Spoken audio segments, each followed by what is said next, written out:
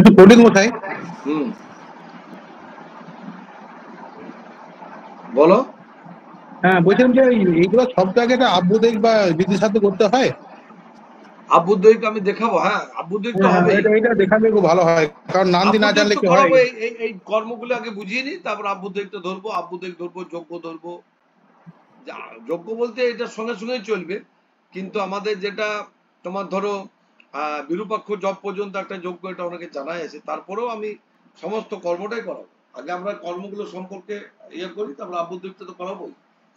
ঠিক আছে, আব্বুদ্দয়িক প্র্যাকটিক্যালও দেখাবো, আর এমনি প্রথমে বুঝিয়ে দেবো, তারপর প্র্যাকটিক্যাল একদিন দেখাবো। ঠিক আছে, বেশ। এবারে বলছে নামকরণ। এখানে বলছে ভূমিষ্ঠ হইবার পর দশরাত্রি গত হইলে, অথবা শতরাত্রি অতীত হইলে, কিংবা বৎসর পূর্ণ হইলে নামকরণের ব্যবস্থা আছে।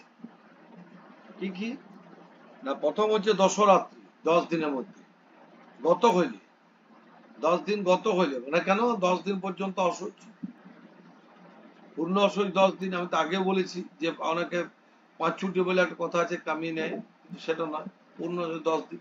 10 দিন গত হওয়ার পরে তোমার কমপক্ষে, তারপর অথবা শতরাত্রি অতীত হইলে, শতরাত্রি মানে 100 দিন, মানে 3 মাসের উপর 100 দিন গত হইলে, কিংবা বৎসর পূর্ণ হইলে নামকরণের ব্যবস্থা আছে। তথাপি লৌকিক আচারবশত 12 দিনে 101 রাত্রে বা জন্মদিনেও নামকরণ করা যায়। এই সংস্কারে প্রথমত পিতা স্নান ও বৃদ্ধি শ্রাদ্ধ সমাপনান্তে পার্থিব নামক অগ্নি স্থাপন করিবে। অগ্নি স্থাপন করে বিরূপাক্ষ জপ পর্যন্ত কুষণ্ডিকা সমাপন করতে হবে। ঠিক আছে, আচ্ছা, পার্থিব নামক অগ্নি স্থাপন করে বিরূপাক্ষ জপ পর্যন্ত করে তারপরে প্রকৃত কর্ম আরম্ভ করতে হবে। প্রকৃত কর্মটা কি না, পাদেশ প্রমাণ গীতাক্ত সমিত অমন্ত্রক অগ্নিতে আহুতি দিতে হবে। তারপরে একটা মহাপ্রীতি হোম করতে হবে, যেটা সব ইয়েতে করলাম আমরা। প্রজাপতি ঋষি গায়ত্রী ছন্দ, গাত্রী হোম, গায়ত্রী ছন্দ অগ্নি দেবতা মহাপ্রহিত হোমে বিনিয়োগ ওং হুস্বাহা। প্রজাপতি ঋষি রুষ্টিক ছন্দ বায়ু দেবতা মহাপ্রীতি হোমে বিনিয়োগ ওং ভুবস্বাহা। প্রজাপতি ঋষি অনুষ্ঠিক ছন্দ সূর্য দেবতা মহাপ্রীতি হোমে বিনিয়োগ ওং স্বাহা। এবার মাতা সুচিনা বস্ত্রীন কুমারম আচ্ছাদ্য, অর্থাৎ মা কুমারকে বিশুদ্ধ বস্ত্রে আচ্ছাদন পূর্বক পতির দক্ষিণ পার্শ্বে থাকিয়া উত্তর শিরা কুমারকে তৎপিতৃ হস্তে অর্পণ করিবে। উত্তর শিরা মানে উত্তর দিকে মাথাটা থাকবে, পূর্ব দিকে হোম হচ্ছে। হ্যাঁ, এটা মানে কি মা প্রথমে পেছনে যাবে? হ্যাঁ, না না, এটা মানে কি বাবা প্রথম ডান দিকে যাবে, তারপর আবার পেছন দিকে আসবে?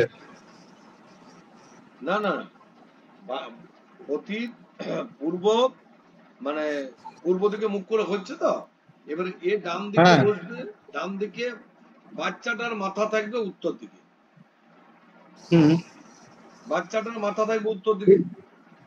এই যে বলেছে এনে বালকের পিতার পেছন দিক থেকে এসে, বলেছে পেছন দিকে এসে স্বামীর দক্ষিণ দিকে, স্বামীর দক্ষিণ দিকে, পিছন দিকে তো আসবে, সামনের দিকে অগ্নিটা না না, পেছন দিকে এসে পরে প্রথমে স্বামীর দক্ষিণ দিকে বলুন, তার দক্ষিণ দিকে প্রথমে যাবে, তারপর আবার উত্তর দিকে বসবে।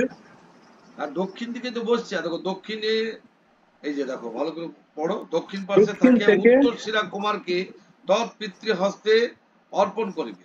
তদনন্তর মাতা অতির পশ্চাৎ ভাগে উত্তর দিকে গমন করিয়া স্বামীর বাম পার্শ্বে উত্তরাজ্ঞ পূরণ করি প্রাঙ্গকই। হ্যাঁ, তো মানে প্রথমে করার পরে ওইদিকে যাবে। হ্যাঁ, ঠিক। ওটা কি, মাতা তো মাতা তো 21 দিন পালন না মাতার? হ্যাঁ, মাতার কদিন পালন? 21 দিন তো। 21 দিন কিন্তু নামকরণ এখানে বলেছে 10 দিন গত হলে নামকরণটা করা যাবে, কিন্তু 10 দিনে তো আমাদের করে না, আমাদের অ্যাকচুয়ালি করে ওই অন্নপ্রাশনের সময়। পৃথক ভাবে নামকরণের অনুষ্ঠান করে না, পৃথক ভাবে নামকরণের অনুষ্ঠান করে না। নামকরণ অনুষ্ঠানটা কে করে, কখন করে? ওই অন্নপ্রাশনের সময়, অন্নপ্রাশনের পূর্বে। কারণ অন্নপ্রাশনের পূর্ব সংস্কার নামকরণ, নিষ্ক্রমণটাও তাই। জাতকর্ম কেউ এখন তো হসপিটালে হচ্ছে বাচ্চা, জাতকর্ম এখন হয় না, অতএব এখানে করতে হবে। এইবারে তোমার উত্তর দিকে এবার এলো, উত্তর দিকে এসে বাম পাশে বসলো, হ্যাঁ, মানে পতির পশ্চাৎ ভাগে উত্তর দিকে গমন করবে, অর্থাৎ পিছন দিক দিয়ে, সামনের দিকে নয়। কিন্তু অনেকে সামনে দিয়ে চলে আসতে পারে, তো সেই জন্য লিখে দিয়েছে একদম।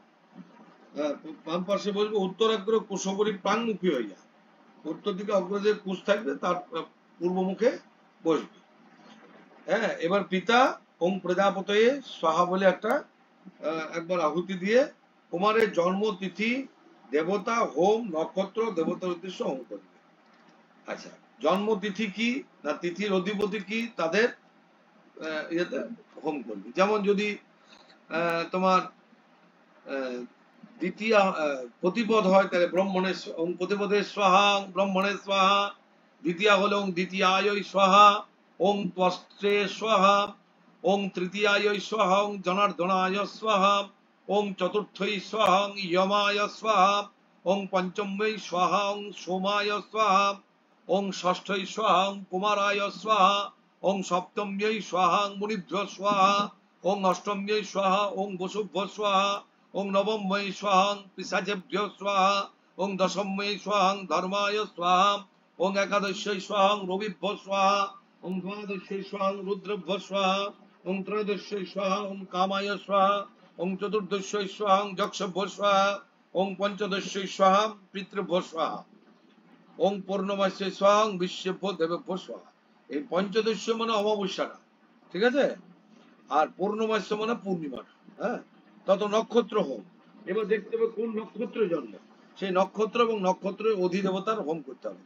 ওং কৃতিকাভ্য স্বাহা, ওং অগ্নয়ে স্বাহা, ওং রোহিণীভ্য স্বাহা, ওং প্রজাপতয়ে স্বাহা, ওং মৃগশিরসে স্বাহা, ওং সোমায় স্বাহা, ওং আদ্রায় স্বাহা, ওং রুদ্রায় স্বাহা, ওং পুনর্বসবে স্বাহা, ওং অদিতয়ে স্বাহা, ওং পুষ্যায় স্বাহা, বৃহস্পতয়ে স্বাহা, ওং অশ্লেষভ্য স্বাহা, সর্বেভ্য স্বাহা, ওং মঘায় স্বাহা, পিতৃভ্য স্বাহা, ওং পূর্ব ফল্গুনেভ্যাং স্বাহা, ওং ভগায় স্বাহা, ওং উত্তর ফল্গুনেভ্যাং স্বাহা, ওং অর্জম্নে স্বাহা, ওং হস্তায় স্বাহা, ওং সবিত্রে স্বাহা, ওং চিত্রায় স্বাহা, ওং তষ্ট্রে স্বাহা, ওং স্বাট্যে স্বাহা, বায়বে স্বাহা, ওং বিশাখাভ্য স্বাহা, ওং ইন্দ্রাগ্নিভ্যাং স্বাহা, ওং অরুণাধাভ্য স্বাহা, ওং মিত্রায় স্বাহা, ওং জ্যেষ্ঠায় স্বাহা, ওং ইন্দ্রায় স্বাহা, ওং মূলায় স্বাহা, ওং নৈরিতায় স্বাহা, ওং পূর্বাষাঢ়ভ্য স্বাহা,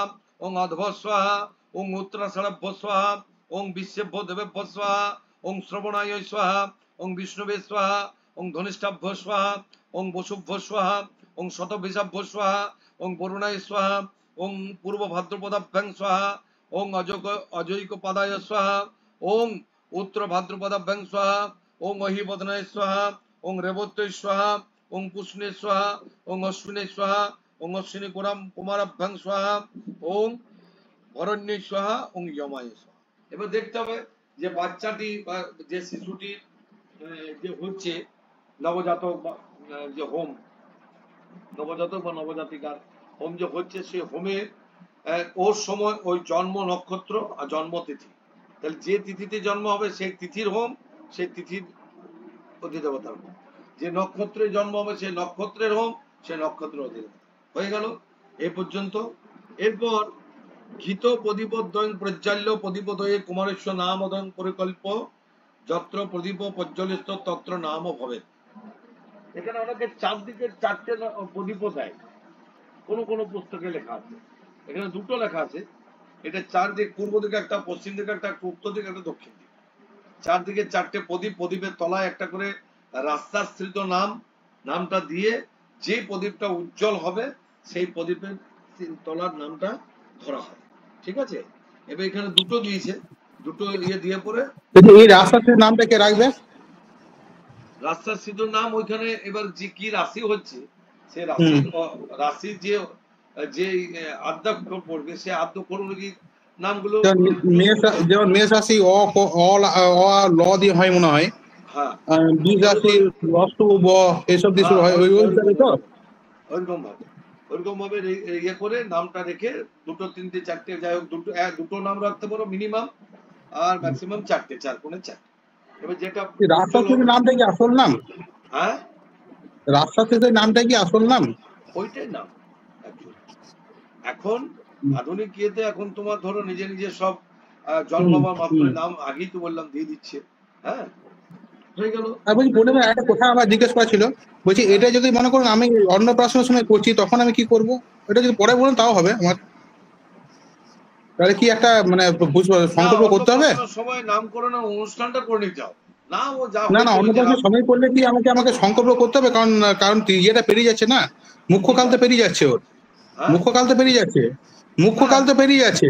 তাহলে কি ওকে মানে আমাকে কি ওই একটা সংকল্প করে যে ওই বিষ্ণু তৎসব অর্ধ ওং মাস অমুরাশিতে ভাস করে এরকম একটা সংকল্প করে নেবো?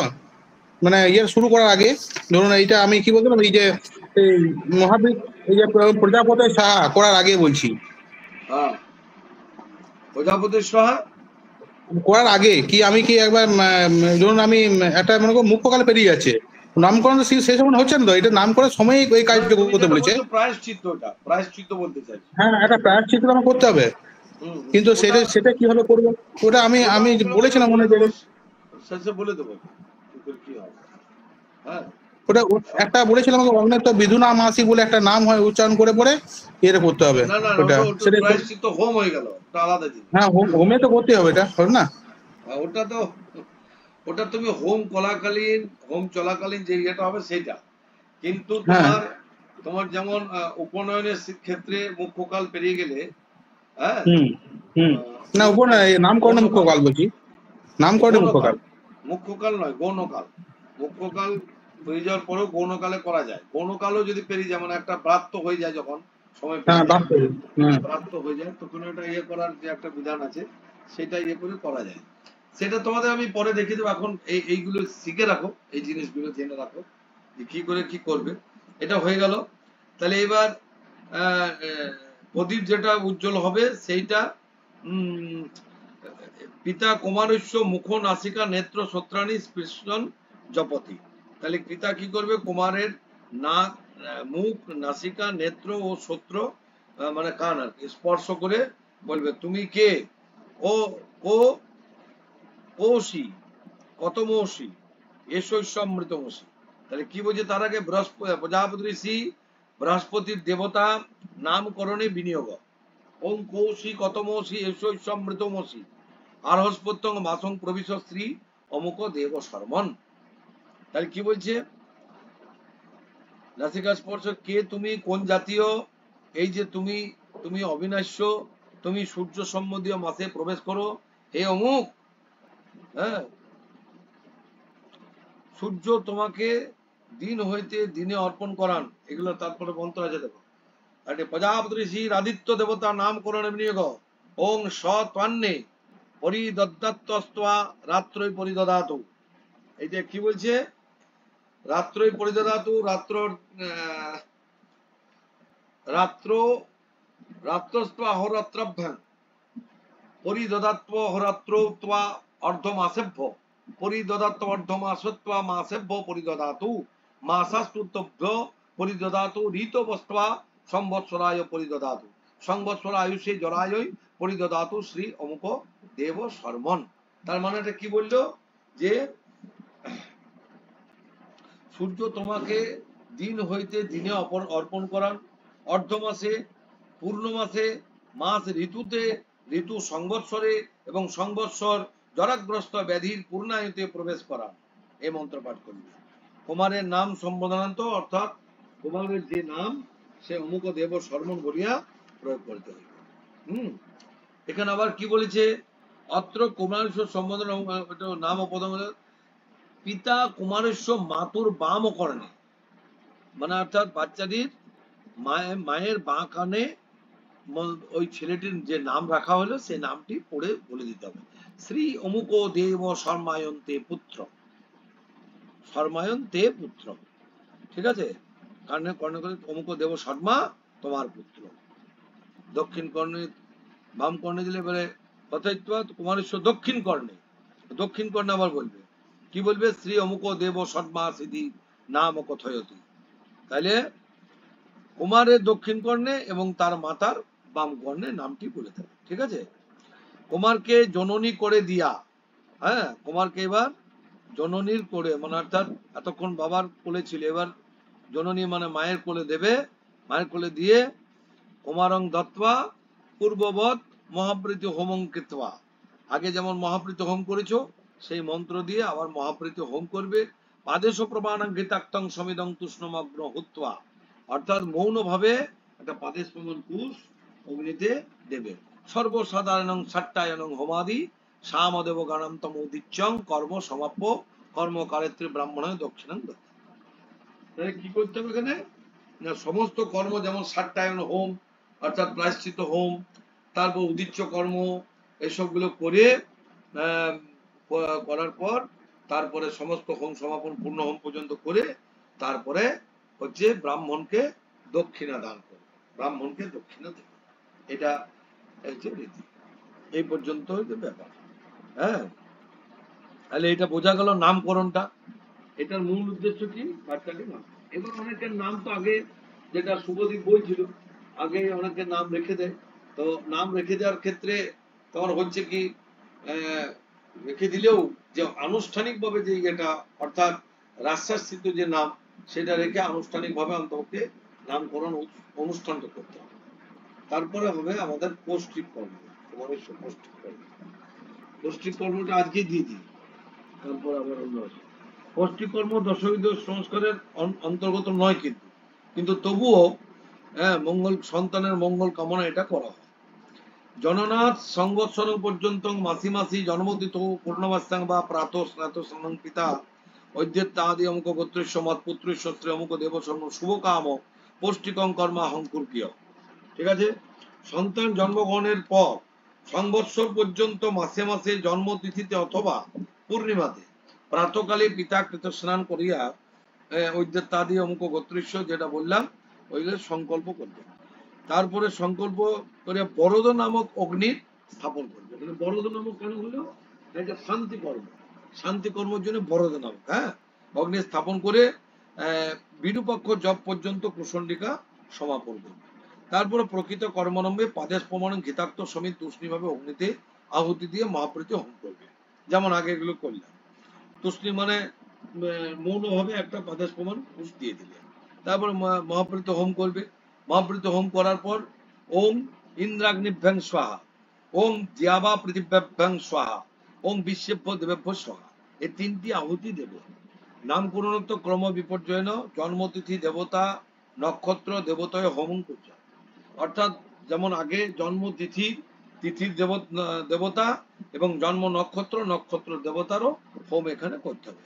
প্রথমং তিথি দেবতায় তত স্থিতয়ে, প্রথমং নক্ষত্র দেবতায় তত নক্ষত্রায়, তেন যদি প্রতিপদ জাত তদং ব্রহ্মণে স্বাহা ওং প্রতিপদে স্বাহা। তাহলে আগে কি হয়েছিল, আগে হয়েছিল ইয়েটা তিথির আগে, তারপরে অধিদেবতা, এখানে অধিদেবতার আগে, তারপর ওং ব্রহ্মণে স্বাহং প্রতিপদে স্বাহা, ওং অগ্নয়ে স্বাহং কৃতিকাভ্য স্বাহা। এইভাবে যেমন দেওয়া আছে সেইভাবে দিয়ে যে যেটা জন্মগ্রহণ করবে সেই তোমার তিথি এবং তিথির দেবতা অধিদেবতা এবং তিথি নক্ষত্র অধিদেবতা নক্ষত্র করে হোম সমাপন করে তারপরে হচ্ছে মহাপ্রীতি হোম আরেকবার করতে হবে। পাদেশ প্রমাণ গীতাক্ত সমিত দিতে হবে। গীতাক্ত সমিত পাদেশ প্রমাণ দেওয়ার পরে তোমার সর্বকর্ম সাধারণং যেমন সাট্টানিদে হোম উদিচ্য কর্ম ইত্যাদি করে পূর্ণ হোম করে শেষ করতে হবে। যদি পৌষ্টিক কর্ম আলাদা করে করা হয়, আলাদা করে এখন হয় না, এখন সব এগুলো পরপর হয়।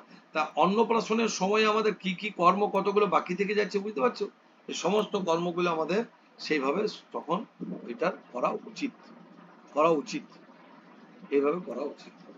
ঠিক আছে, তাহলে আজকে আমাদের দুটো দেওয়া হলো, একটা হচ্ছে নামকরণ আর একটা হচ্ছে পৌষ্টিককরণ।